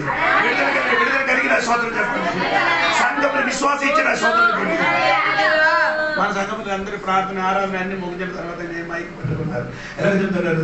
3,000 విశ్వాసం ఇచ్చిన స్తోత్రం, రాయిలు పట్ల ఇచ్చిన స్తోత్రం, స్వస్థత ఇచ్చిన స్తోత్రం, అప్పులు తీరిపోయిన స్తోత్రం, సంఘం విస్తరపోయిన స్తోత్రం, పిల్లలు మానవసపోతున్నారు. ఈరోజు స్తోత్రం చెప్తున్నారు. ఆమె ఏది దొరకడానికి ఇంకేం చేయలేదు. ప్రార్థన లేదు, దానికి ఏముంది? అవును కదా. ఎలాగ ప్రార్థన చేయాలి? అన్నిటికీ స్తోత్రం. అలాగ చెప్తా ఆమె చెప్తా దొరుకుతున్నారు. ఒకసారి మనకు తెలియపరచారు కదా, దేవుడు నాకు ఎలాగండి అవసరం ఉంది. ఒకసారి చెప్పారు, ఇంకేం చేయరు. గడిగడి చెప్పుకోండి. అదే ఆ చిన్న పిల్లలు చెప్పుకొని అమ్మా నాకు బిస్కెట్, అమ్మా నాకు బిస్కెట్, అమ్మా నాకు బిస్కెట్, అమ్మా నాకు పాలు పాలు పాలు. అది చిన్నప్పుడు. పెద్ద పిల్లలు ఏమవుతున్నారు? ఒకసారి చెప్తున్నారు. ఒకసారి చెప్పారు. నాకు ఏం చెప్పారు? స్తోత్రం ఇచ్చిన స్తోత్రం చెప్పండి. దేవుడు వాళ్ళకి బండి ఇచ్చిన స్తోత్రం చెప్పండి. ఇల్లు ఇచ్చిన అలా ఇంకా అలాగే చెప్పడానికి సిగ్గుపడుతున్నారు. నీకు కాదండి, అది అది వినిన వాడికి సిగ్గు. ఎవరు విన్నవాడు? ఆడికే సిగ్గు. ఆడి సిగ్గు లేని వాడే ఎంత మాత్రం చెప్పిన ఆడికేం లేదు. ఎన్నిసారి ఆడికి గెలిచిన కానీ సిగ్గు ఎక్కడ ఆడి నొప్పుకొని నీ దగ్గర వస్తుంది. నీ ఇంటికి వచ్చి నీ చెప్పు. అప్పుడు తీరిపోయిన స్తోత్రం, స్వస్థత కలిగిన స్తోత్రం, ఇల్లు ఇచ్చిన స్తోత్రం, నా భర్త మారిన స్తోత్రం. భర్త కన్ని చూసి చెప్పు. నీ వార్తలో స్తోత్రం చెప్పు. గడికి చెప్పలేనుకో ఆడపిచ్చ అయిపోతాను. దేవుడికి స్తోత్రం మారుతుందండి. దేవుడికి అంత పవర్ మనకు ఉంది. ఈ దినమున దేవుడు స్వస్థపరిచినట్టుగా మనం కూడా చేయండి. యేసు నేర్పించేది, యేసు ప్రకటించేది, యేసు స్వస్థపరిచినట్టుగా మనం కూడా చేస్తాం. ఈ వాక్యం ద్వారా దేవుడు దీవించిన కాక. అందరం తలలో ఉంచుకుందాం. దేవుని యొక్క సన్నిధిలో రాత్రి వేళ సమర్పించుకుందాం. ఒక్క నిమిషం దేవుని యొక్క సన్నిధిలో ప్రార్థన చేసుకుందాం. సువార్త దేవుడు అంగీకరించి, దేవుడు అబ్రహాము ద్వారా బోధించి తీరారు, దేవుడు మోషే ద్వారా బోధించి తీరారు, యోహాను బోధించాడు, యేసయ్య బోధించి తీరారు, 70 మందిని ఎంచుకు తీరారు సువార్తను బోధించి తీరడానికి. మన మీద కూడా సువార్త భారాన్ని దేవుడు అప్పగించి తీరారు. కృప కలిగిన సువార్తను రాత్రి వేళ దాంట్లో మనం విశ్వాసం చెందిన వారిగా దేవుని సన్నిధిలో మనం సమర్పించుకుందాం. దేవా, నీవు మాకు అప్పగించిన సువార్తను దావీదు కుమారుడుగా పుట్టి మరణించి 3వ రోజు తిరిగి లేచినదే సువార్త. ఆ సువార్త మూలముగా దేవుడు మనల్ని విడిపించి తీరారు. మన పాపములకు ప్రాయశ్చిత్తం జరిగి తీరేది. శాపముల నుంచి దేవుడు మనల్ని విడిపించి తీరారు. పారంపర్యాచారములో నుంచి దేవుడు మనల్ని విడిపించి తీరారు. దుర్బోధలో నుంచి దేవుడు మనల్ని విడిపించి తీరారు. ఎంత శ్రేష్టతగా దేవుడు మనల్ని కృపలో తీసుకొచ్చి తీరారు. ఈ రాత్రి వేళ దానిని తలుచుకుని దేవుని యొక్క సన్నిధిలో ప్రార్థన చేసి తీరుదాం. కారణం ఏంటో తెలుసా? సువార్త కానీ దుర్సువార్త ఒకటి ప్రచారం చెందబడి తీరుతున్నది. ఈ రాత్రి మాయలో పడకుండా, ఆ దుర్సువార్తలో ఇరికింపబడకుండా, దేవుని యొక్క బిడ్డలు మరలా వాళ్ళ పాఠములు నేర్చుకోవాల్సిన ప్రక్రియలోకి ఆ సువార్త మిమ్మల్ని దిగజార్చకుండా ఈ రాత్రి వేళ జాగ్రత్త పడదాం. దేవుని యొక్క వాక్యం నేర్చుకు తీరుదాం. దేవుడు మనకి ఇచ్చిన వాక్యాన్ని రోజు రోజు ధ్యానించి తీరి ఆత్మీయతలో ఎదుగుదల పొంది తీరడానికి, మాయా వంచనలు సాతాను యొక్క కుయుక్తులు పడకుండా, దుర్బోధన యొక్క వంచనలు పడకుండా కాపాడి తీరడానికి, మన సంఘాన్ని భద్రపరుచుకు తీరడానికి దేవుని సంఘం సమర్పించుకుని ప్రార్థన చేద్దాం. పరిశుద్ధుల మహమ్మద్ రాజా వారికి వందనాలు తెలియజేస్తున్నాం. రాత్రి వాక్య లేఖనాల్లో నుంచి మేము ఎదగలిగి తీరాం. శిష్యులు అన్నింటినీ విడిచి దేవా నేను వెంబడించుకు తీరారు. దీని గురించి నీవు అందించిన సువార్తమానం పరలోక రాజ్యం అన్న సువార్తను ఇది తీరి మరి జీవితం మారి తీరింది. మాది కూడా అలాగే మారి తీరింది దేవా. ఈ రాత్రి వేళ దేవా మేము ఆ సువార్త గురించి మేము అభిమాన పురుషుడుగా మారి తీరుతున్నాం అయ్యా. ఆ సువార్తను మమ్మల్ని మార్చి తీరింది. ఆ సువార్త మూలంగా యేసయ్యతో మేము అనుబంధులై తీరాము. ఆ సువార్త మూలంగా మా రోగాలన్నీ నయమై తీరింది. ఆ స్వార్థ మూలంగా మేము ఆత్మీయ స్వజనులుగా మారి తీరాము. ఆ స్వార్థ మూలంగా మేము పరలోకానికి వారసులుగా మారి తీరాము దేవా. ఇవన్నీ నిర్వహించినప్పుడు దేవా దుర్సువార్తలతో అనేక మంది సేవకులు, అనేక సంఘాలు, దుర్బోధకులు దేవా చుట్టుకుంటున్నారు. వారి వంకరతనంలో నుంచి, వారి వికటతనంలో నుంచి, వారి అవమానం చెందించే వాక్యాన్ని దుర్వ్యాఖ్యానం చేసే ప్రక్రియలో నుంచి దేవా మమ్మల్ని కాచి కాపాడండి. మా సంఘాన్ని కాపాడండి. మా సంఘ బిడ్డలను కాపాడిందండి దేవా. వారు అలాంటి మాయా మాటల్లో పడిపోయి తీరి వారి ఆత్మీయ జీవితం నాశనం కాకొచ్చు దేవా. మేము దేవా నీ వాక్యాన్ని దివారాత్రములను ధ్యానించి తీరి ఆత్మీయతలో వివేకం పొందిన దేవుని యొక్క బిడ్డలుగా దేవా మేము దేవుని యొక్క రాకడ కొరకు సిద్ధపట్టు కలిగి తీరే సహాయం దయచేయమని కోరుచున్నాం దేవా. మేము లోకాన్ని విడిచింది, పాపాన్ని విడిచింది, చెడు సాంగత్యాలను విడిచింది, లోక ఆశలను విడిచింది, దుర్వ అలవాట్లను విడిచింది. దేవా ఈ శుభ సందేశం మా దగ్గరికి వచ్చినందుకు దేవ ఈ అప్పగించిన శుభ సందేశాన్ని జాగ్రత్తగా ఉంచి తీరి దేవ లోకమంతటికి సువార్త చెప్పిన వారిగా మారి తీరుకు దేవ సహాయం చేయండి.